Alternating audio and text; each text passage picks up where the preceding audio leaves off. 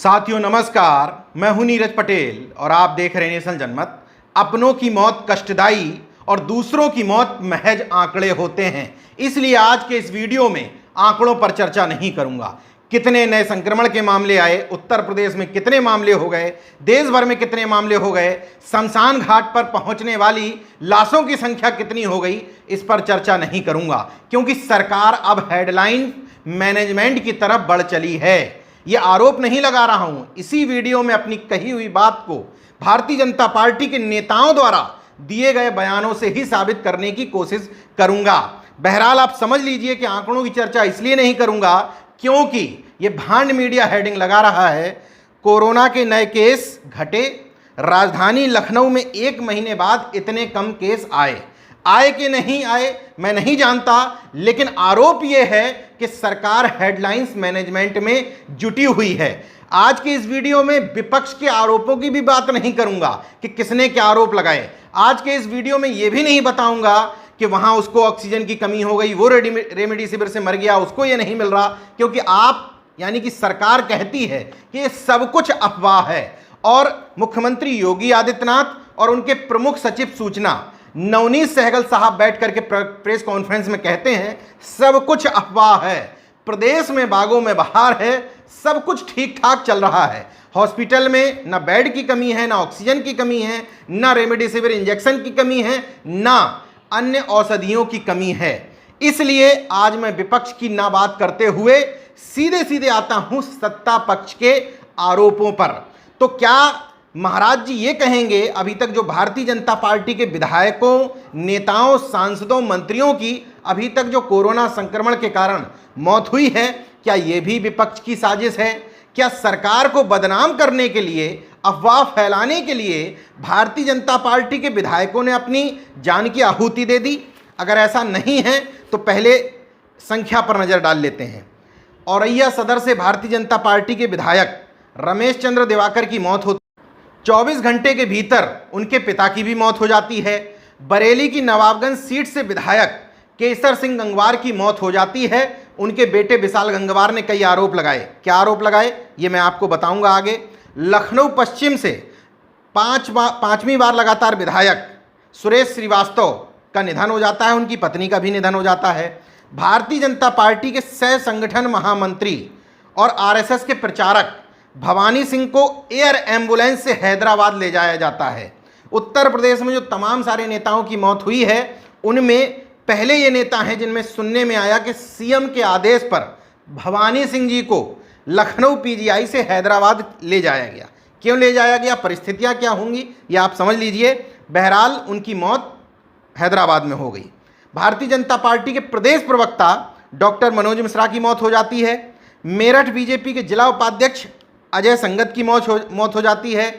Bhadohi Bharatiya Janata party के जिला महामंत्री लाल बहादुर मौर्य की मौत हो जाती है। बीजेपी अल्पसंख्यक मोर्चा के क्षेत्रीय अध्यक्ष हाजी आसिम अंसारी की भाभी की मौत हो जाती है। वो आरोप लगाते हैं कि उनको इलाज के लिए बेड नहीं मिला, जबकि ये हाजी अनवर अंसारी वही शख्स हैं जिनको कोरोना की पहली लहर के समय में प्रधानमंत्री नरेंद्र मोदी ने पत्र लिख करके एप्रिसिएशन किया था कि आपने बहुत अच्छा काम किया है। अब जब अपने परिवार पर बात आई तो अंसारी जी कह रहे हैं कोई इंतजाम नहीं है। मैं भारतीय जनता पार्टी के नेताओं से लेकर के संघ के नेताओं से गुहार लगाता रहा, लेकिन अपने परिवार की एक महिला को बेड तक नहीं दिलवा पाया।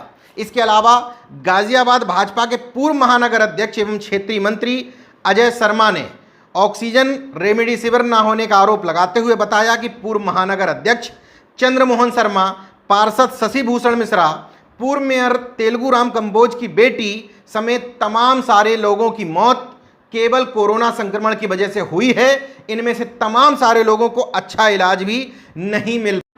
तो क्या महाराज जी जितनी मौतें मैंने भारतीय जनता पार्टी के नेताओं की गिनाई, या आपके ही अपने लोग बता रहे हैं कि अच्छे इलाज ना हो पाने के कारण इनकी मौतें हुई हैं, क्या ये भी विपक्ष की साजिश है आपकी नज़र में? आपके कानून मंत्री ब्रजेश पाठक 12 अप्रैल को पत्र लिखते हैं कि लखनऊ में स्थिति बहुत ही विभत्स है, यहाँ ना ऑक्सीजन मिल रही है, ना बेड मिल रहे हैं, मतलब तमाम समस्याएं वो अपने पत्रों में गिना देते हैं। आप कहेंगे कि काफ़ी समय हो गया, 12 अप्रैल को उन्होंने पत्र लिखा था, उसके बाद हमने स्थिति पर नियंत्रण किया। तो चलिए आगे बढ़। भारतीय जनता पार्टी के ही बरेली की नवाबगंज सीट से विधायक केसर सिंह गंगवार 10 अप्रैल से लेकर 28 अप्रैल तक एडमिट रहे। 28 अप्रैल को नोएडा के यथार्थ हॉस्पिटल में उनका निधन हो जाता है। लेकिन सवाल ये है, विशाल गंगवार को ट्वीट करना पड़ता है, क्या यही है यूपी सरकार? अपने ही विधायक का नहीं करा पा रही कोरोना से इलाज। मैंने कई बार मुख्यमंत्री कार्यालय फ़ोन किया, मगर मजाल है जो कोई फ़ोन उठा लिया गया हो।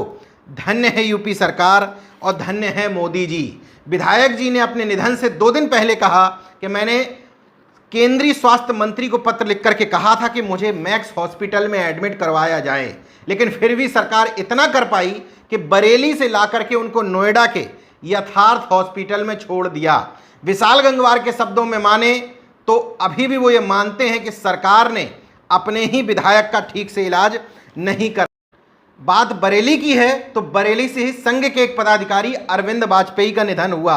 उनकी बेटी स्वाति ने ट्विटर पर लिखा, केंद्र से लेकर प्रदेश तक बीजेपी की सरकार है, फिर भी वह अपने ही संघ के एक पदाधिकारी तक को पर्याप्त इलाज मुहैया नहीं करा सकती, तो ऐसी सरकार का। इसके अलावा स्वाति सिंह ने बरेली के स्थानीय नेताओं समेत प्रदेश स्तर की राजनीति करने वाले नेताओं पर भी कई गंभीर आरोप लगाए हैं। इसके अलावा मेरठ से भारतीय जनता पार्टी के सांसद राजेंद्र अग्रवाल ने भी पत्र लिख करके सवाल उठाए।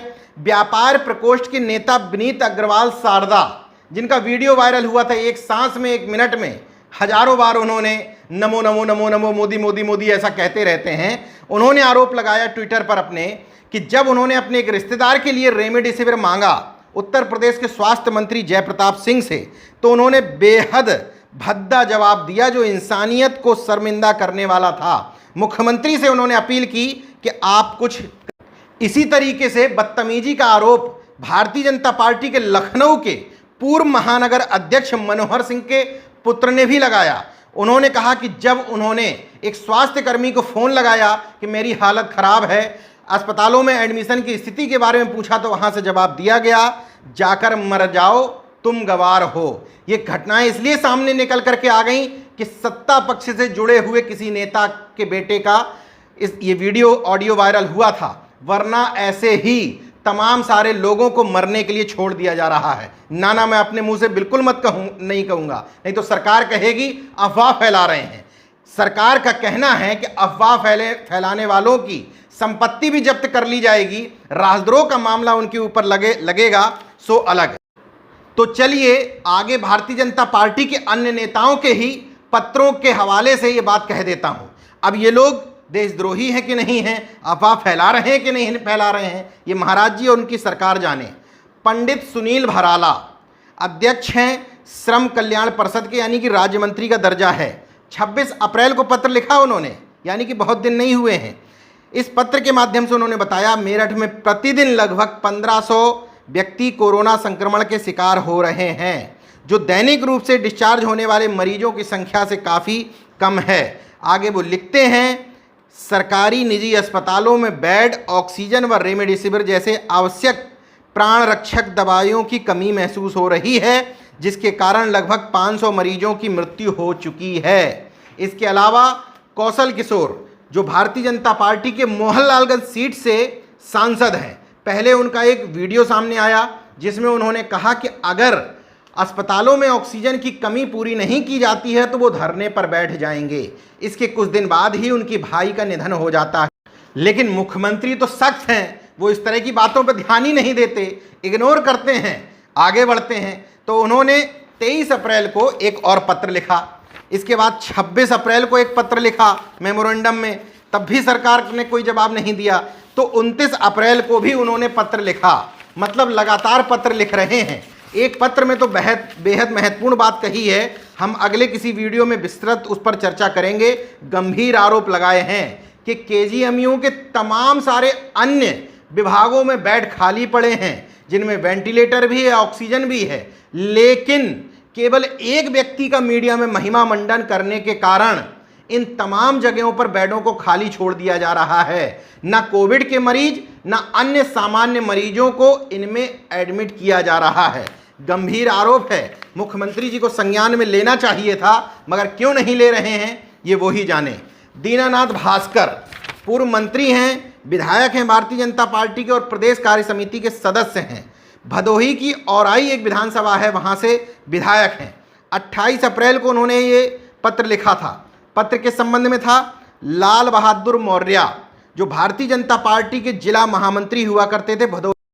27 अप्रैल को कोरोना से उनका निधन हो गया था। ये पत्र लिखते हुए विधायक जी ने आरोप लगाया कि जब मैं मौर्य जी के घर पर गया तो उनके बच्चों ने बताया कि मेरे पिता आईसीयू में ले जाने के लिए कहते रह गए, रेमडेसिविर इंजेक्शन के लिए चिल्लाते रह गए, लेकिन मौर्य जी को एक भी रेमडेसिविर इंजेक्शन नहीं लगाया गया, आईसीयू में भी भर्ती नहीं किया गया, बल्कि अस्पताल में तैनात डॉक्टर आशुतोष ये कहते रहे, आप तो जिला महामंत्री हो, भारतीय जनता पार्टी की सरकार बनवाए हो, तुम्हारी जांच या इलाज योगी जी, जिलाधिकारी, मुख्य चिकित्सा अधिकारी आकर ही करेंगे। और इसके बाद वो रोने लगे। इस तरह के पत्रों का खैर संज्ञान लेते ही नहीं मुख्यमंत्री जी। अरविंद गिरी भारतीय जनता पार्टी के लखीमपुर खीरी की गोला विधानसभा से विधायक हैं। कितनी बेचारगी के साथ 29 अप्रैल को पत्र लिख रहे हैं जिलाधिकारी को। बेचारगी देखिएगा। अत्यंत विनम्र निवेदन हाथ जोड़कर, अरविंद गिरी विधायक का नहीं अपितु अरविंद गिरी साधारण कार्यकर्ता का, कि गोला नगर व क्षेत्र के लोगों का लखीमपुर के नाम पर ऑक्सीजन के चलते मरने पर मत छोड़िए।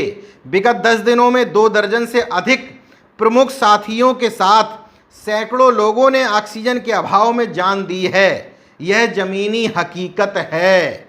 मुख्यमंत्री जी सुनते जाइएगा, ये आपके लोगों ने ही पत्र लिखे हैं। संजय प्रताप जायसवाल बस्ती की रोधौली विधानसभा से विधायक हैं। 2 मई को पत्र लिखा उन्होंने। एक पत्र नहीं बल्कि 4 पत्र मुख्यमंत्री के नाम संबोधित लिखे, क्योंकि उनको पता था कि एक पत्र से कान पे जू नहीं रेंगने वाली। सरकार और सरकार के करीबी ब्यूरोक्रेट्स बैठ करके बताते हैं सब कुछ ठीक चल रहा है, एवरीथिंग इज गुड। तो पहला पत्र, जिला चिकित्सालय में ऑक्सीजन की कमी एवं वर्तमान एसआईसी आलोक कुमार वर्मा का मरीजों के तीमारदारों के प्रति दुर्व्यवहार के संबंध में। इसमें वो लिखते हैं, विधानसभा क्षेत्र रोधौली के वार्ड नंबर 13 के सभासद श्याम कुमार अपने भाई प्रशांत कुमार को सीने में दर्द एवं ऑक्सीजन लेवल घटने की शिकायत आने पर जिला चिकित्सालय में 28 अप्रैल को भर्ती हुए, जहां उनको सिलेंडर अनुपलब्धता की बात कही गई। आगे वो पत्र में लिखते हैं किस तरीके से मैनेज कराया ये सब चीज़ें।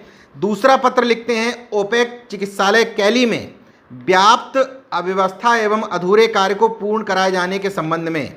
इसमें वो लिखते हैं कि 3 करोड़ 47 लाख की लागत से जीवन रक्षक ऑक्सीजन पाइपलाइन, फायर फाइटिंग और 200 सिलेंडर प्रतिदिन जनरेट करने वाली ऑक्सीजन के करोड़ों के प्रोजेक्ट 4 वर्ष बीत जाने के बाद भी पूरा नहीं हो सका है। वहीं 8.45 करोड़ की पाइपलाइन बिछाने की परियोजना अभी तक लंबित है। ये आपके ही विधायक लिख रहे हैं, ये हकीकत आपको बता रहे हैं। चौथा पत्र वो लिखते हैं 2 मई को, जनपद के विभिन्न कोविड अस्पतालों में कोरोना से संक्रमित मरीजों के लिए इलाज हेतु जांच किट, ऑक्सीजन टीका, बेड सहित अन्य समस्याओं को पर्याप्त मात्रा में उपलब्ध कराए जाने के संबंध में। इसमें वो नंबर 2 लिखते हैं, विभिन्न सीएससी एवं पीएससी सेंटरों पर जांच kit, remdesivir injection, oxygen cylinder उपलब्ध नहीं है। ये 2 मई का है। ये मत कहिएगा कि अब सब कुछ ठीक हो गया है। इसके अलावा एक पत्र और लिखते हैं, जिलाधिकारी बस्ती के कार्यालय द्वारा मुख्यमंत्री विवेकाधीन कोष से गंभीर रोगों के इलाज हेतु दी जाने वाली आर्थिक सहायता संबंधित पत्रावलियों का जिला स्तर से आख्या रिपोर्ट मुख्यमंत्री कार्यालय को भेजने में की जा रही लापरवाही के संबंध में। मतलब तमाम सारे विधायकों, सांसदों द्वारा पत्र लिखे जा रहे हैं। इनको क्या कहा जाएगा? ये अफवाह फैला रहे हैं, या इनके कृत्य राजद्रोह की श्रेणी में आएंगे, या इनकी संपत्ति जब्त की जाएगी, या इन पर रासुका लगेगी? जरूर बताइएगा महाराज। सरकार की क्रूरता, बदइंतजामी, अमानवीयता के लिए इतना उदाहरण पर्याप्त है? नहीं तो एक और उदाहरण बता देता हूं। सरकार ने कहा कि हमने एक ऐप बनवा दिया है, जिस ऐप पर अब पता चल जाएगा कौन से अस्पताल में बेड खाली है, कहां ऑक्सीजन की कमी है, और सब कुछ हम ठीक कर लेंगे। लेकिन हाईकोर्ट में एक अधिवक्ता अनुज सिंह ने रिट डाली। जब हाईकोर्ट इसकी सुनवाई कर रही थी, उसी दौरान अनुज सिंह एक अस्पताल में जो ऐप पर दिखा रहा था कि वहां दर्जनों बेड खाली हैं, उस हाईकोर्ट के सामने फोन लगाते हैं, अस्पताल से कहा जाता है कोई बेड खाली नहीं है। ये है हकीकत जो ये बयां करती है कि सरकार सिर्फ और सिर्फ लोगों को मरने के लिए छोड़ दिया है, दूसरी तरफ हेल्पलाइन मैनेजमेंट में लगी हुई है। मैं ये नहीं कह रहा कि उत्तर प्रदेश की ब्यूरोक्रेसी या उत्तर प्रदेश के यशस्वी मुख्यमंत्री काम नहीं कर रहे हैं, लेकिन आंकड़े छुपाए जा रहे हैं। लोगों को अपना दर्द और तकलीफ बयां भी नहीं करने दिया जा रहा है, लोगों को डराया धमकाया जा रहा है। एक जगह से खबर आती है कि एक व्यक्ति ने ट्वीट कर दिया कि मेरे नाना की मौत हो गई, उनको सिलेंडर नहीं मिला, उनको पुलिस गिरफ्तार करने पहुंच जाती है उस लड़के को। दूसरी जगह से खबर आती है कि एक अस्पताल के बाहर एक शख्स लोगों के ऑक्सीजन के सिलेंडर की व्यवस्था कर रहा है, मुफ्त में उनको मुहैया करा रहा है, उसको गिरफ्तार कर लिया जाता है। लखनऊ से खबर आती है कि ऑक्सीजन प्लांट चलाने वाले एक व्यक्ति के बेटे को उठा करके थाने में बैठा लिया जाता है। मतलब ये तरीका है सख्त मुख्यमंत्री का कि हम इंतजाम नहीं करेंगे, लेकिन डंडे के दम पर लोगों को यह कहने पर मजबूर करेंगे कि नहीं, इंतजाम ठीक हो गए। तो सीएम साहब सुरेश रैना तो बड़े क्रिकेटर हैं, बड़ा नाम है, उनके ट्वीट करने के 1.5 घंटे के भीतर ही उनको ऑक्सीजन सिलेंडर उपलब्ध करा दिया गया। लेकिन सवाल यह है कि अगर कमी नहीं थी तो मेरठ में उनको मांगने की जरूरत क्या पड़ गई, और कमी नहीं थी तो 1.5 घंटे उपलब्ध कराने में क्यों लग गए? वो बड़े आदमी हैं, वीआईपी हैं, तो उपलब्ध करा दिया गया। सैकड़ों लोग मांग रहे हैं, गुहार लगा रहे हैं, किसी का ट्वीट सरकार डिलीट करवाए दे रही है, किसी को राजद्रोही साबित किए दे रही है। ऐसा मत करिए। इस जनता की दुख दर्द तकलीफों को सुनना आपकी जिम्मेदारी है, क्योंकि आप ही इस प्रदेश के मुखिया हैं। बहरहाल ये वीडियो सिर्फ इसलिए सामने लेकर के आया था ताकि मैं सरकार में बैठे हुए हुक्मरानों से पूछ सकूं कि अपनों की मौत तो कष्टदायी है, लेकिन दूसरों की मौत महज आंकड़े क्यों हैं, और आंकड़ों में हेरा फेरी और खेल क्यों है। हर जिले में मरने वालों की संख्या ज़्यादा है, लेकिन लगा दिया गया है अधिकारियों को कि मैनेज करना है, किसी भी तरीके से दिखाना है कि सरकार ने कड़ा रुख अख्तियार कर लिया है तो संख्या कम हो रही है। जबकि हर दिन आप अपने आप से सवाल पूछ करके देखिए, आप अपने इर्द गिर्द नज़रें दौड़ा करके देखिए, हर दिन आपके किसी न किसी करीबी व्यक्ति की मौत की खबर सामने आ ही जाएगी। देखते रहिए नेशन जनमत, जागरूक और सजग बने रहिए। जय विज्ञान, जय संविधान, जय लोकतंत्र। धन्यवाद दोस्तों। अगर आपने मेरा YouTube चैनल सब्सक्राइब नहीं किया तो प्लीज़ सब्सक्राइब कर लें और उस बेल आइकन पर जरूर क्लिक करें, जिससे जो मेरे न्यू वीडियो हैं वो आप देखें।